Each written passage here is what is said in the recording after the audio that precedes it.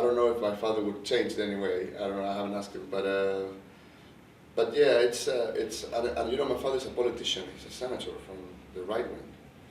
So it's been something that I have been working for so many years, and I think you can understand in my country the fact that the son of this politician is doing this kind of movies is also very interesting for the press. So I've been asking all these answers answering this answer for years. Yeah. So I'm quite used to it. So, but yeah, it's it's interesting. It's my family is very diverse anyway, so we just live very well with different opinions in the same family, so it's okay. Would that have even been possible, the No campaign, the idea of having, you know, somebody who's an elected representative and a son who's, you know, like making films that are against, you know, basically what that elected representative has to say? Well, I think it is possible. No, I mean before the No campaign. Yeah, even before. Oh, okay. Yeah, it's hard to explain. It's a good question. I would say that I don't know why in Chile there's so many like crossover in families. Mm-hmm. I wouldn't tell you. I don't want to know why. Mm-hmm. But like in my own family, both parents are from the right wing, and my both grandfathers. One was a socialist, and the other one is a guy from the left too. So it's, you know, it's like a zigzag. But I would say that a lot of people just stayed quiet while the dictatorship was on power. So you wouldn't really know what a lot of people thought because it just wasn't a good idea to express it. Right. A lot of people around the world, the United States and elsewhere, probably don't know a lot about Chilean history. Yeah. And so is it important to you through this film and your previous two films as well to kind of bring, you know, to sort of spread some important things about the history of your country to the world through these films? Not really. I wish I could tell you some sort of a hero tale. I just think it's fascinating to me, and I'm sure it's also fascinating for the people that it's behind the movie, because we usually have money and support and from the United States and France, and so we just think it's fascinating and it's interesting for others as it is for us. Especially in the case of No, there's maybe one value that the other movies don't have, and you might be right there, is the fact that most people know how the Pinochet got into power, but I don't think much people know how he got out. Mm-hmm. So I knew this story was quite new for a lot of people. And I don't know why. And I knew also that dictators usually don't leave power throughout democratic process. It's just like against their logic. You know, they stay until, I don't know, there's a coup or a shootout or they die and they leave their brothers. We know about it. So it was very original, and what it was probably more original is that Pinochet, like, somehow he imposed this economical model during the late 70s. He brought these guys from Chicago, Chilean students that were in Chicago, that we call the Chicago Boys. They brought them from this sort of Milton Friedman school, right, in Chicago. And through that model, what happened is that that model also brings the logic of marketing and advertising and everything else. So what was fascinating for me is that this guy, Pinochet, create the tools to pull him out without noticing. So he creates his own poison. And that paradox was beautiful and pretty unknown, I think. And so everything was there, and the challenge was, to have the courage and the guts to get this story and tell it and shoot it and to make a movie about this subject, because it's a huge matter for us in Chile. We would always hear about him in recent years as awaiting war crimes trials, so I guess that's why we didn't, I didn't know that there was a peaceful removal from office. I didn't realize that. I didn't Yeah, know that it happened. it's something because that is the so. war crimes kept being brought up. Yeah, and then the referendum meant a lot of things. And I would say that this is like the second date in my country after like the Independence Day. And then it's now, because in like, so it's so important that everybody has an opinion. And we were like, I don't know how to say it in English, but we have a saying in Spanish that's like walking over eggs. Like, because they Walking on eggshells is what they say here. Okay, there you go.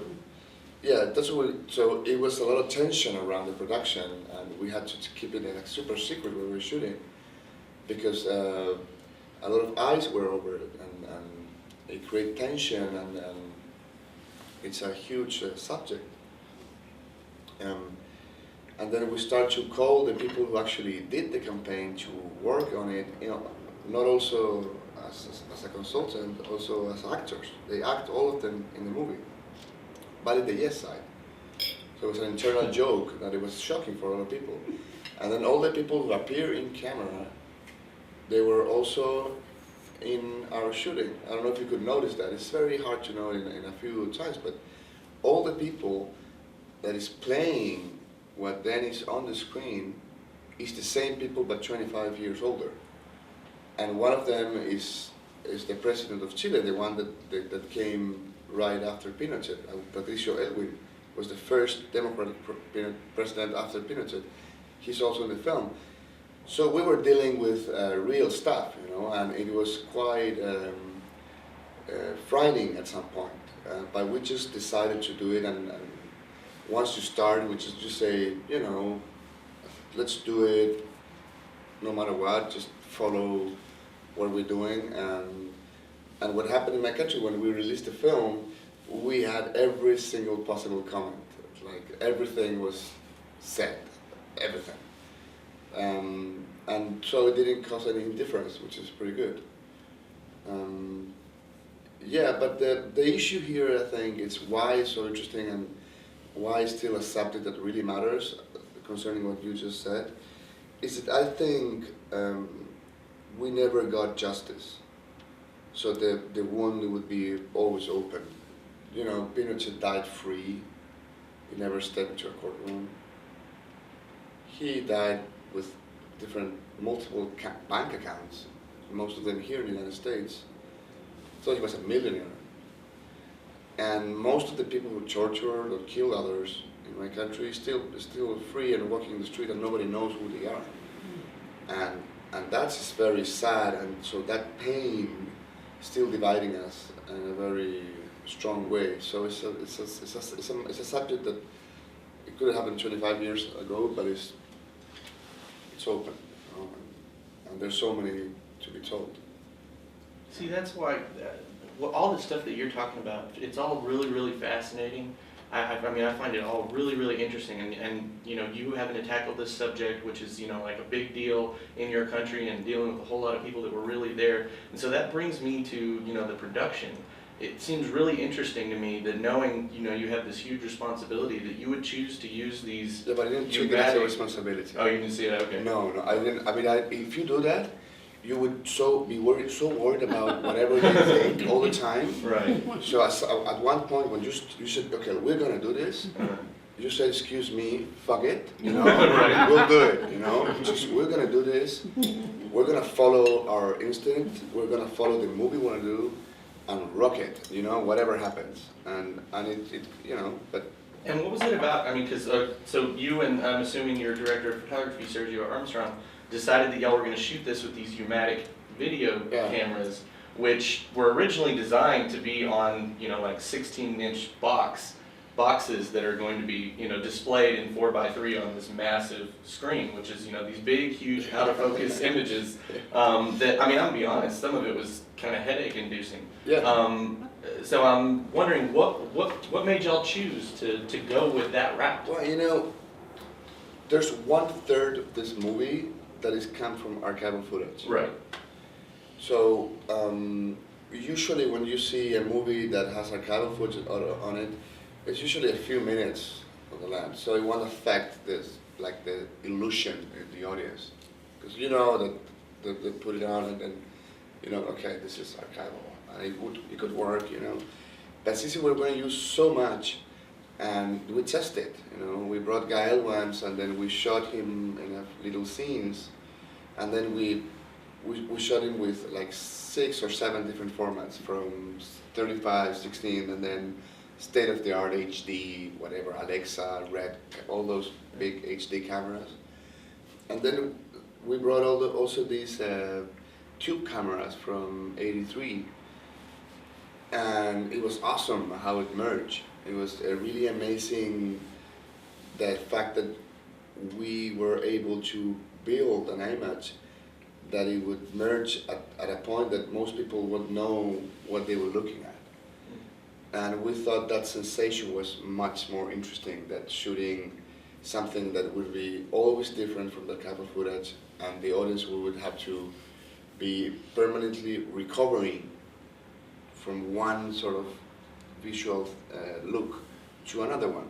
So like our actors, like Gael and the rest of the crew, the cast, would be look like super well, and then we'll cut to the archival footage, and it would always be, we thought, well, we'll never know because we didn't do it that way, but like a fight in the head of the audience in order to create this illusion and to enjoy the story and to follow what we're telling. So special how they react, you know, and then, yeah, then we brought a technician who destroyed one and assembled the other one. It was a whole problem because they were always heating up, and they would shut off without no explanation. So it's hard to handle, but we managed to finish it. Was doing that almost kind of a subconscious way of adding to the tension of the story? You know, you got this physical battle going on with the light and the bulbs and the cameras. Yeah. Was that almost a kind of a subconsciously a way to you to draw more attention into what was going on in the story? Well, it's hard to me to talk about the subconscious. You know, I don't go to a psychoanalysis. Maybe I should, but what I think is just at some point, what I think is most interesting beyond all the technical issues, is that you get to be shooting something that has the logic of a documentary, you know, because you have the handheld and then you follow the actors and you open the zoom. It's not that you're framing super like controlled, and so I didn't use any marks on the you know, on the floor, so the actors don't have to step specifically here and there like usually in cinema you do that. And then since for the logic of the camera, it's not designed to have an assistant, like a follow focus, a guy who's doing the focus for you. So you do it. So it's something that is happening all the time. And so that's what I think is more interesting, and I discovered while I was shooting, that is so fresh, because you have to follow everybody, and the frame is never that precise. And it's like we were with headphones, listen to the actors, and then would you just follow the scene, you know? And there are complete scenes that we just use one shot, and it just create this sort of reality, and you think that it doesn't look staged. That's what I mean. And we discovered that throughout. In fact, the first 2 days of shooting, we have to reshoot them because we didn't know how to really shoot the movie. You know, it was so hard to understand the logic of these cameras and how would we do it, that then on the 3rd day of shooting, we were like, all right, this is how it is. And then I talked to my brother, who's the producer, and brother, I need to reshoot these 2 days. And everybody agreed, like not only the actors and the crews, also the people who was, you know, in the money sort of, and so we reshot it because that's how we understood how this movie was made. But we discovered there it's not something that we like understood before shooting. It was part of the process, and I really enjoyed that because the movies are not only what you end up doing. It's not like the DVD. This is what I did.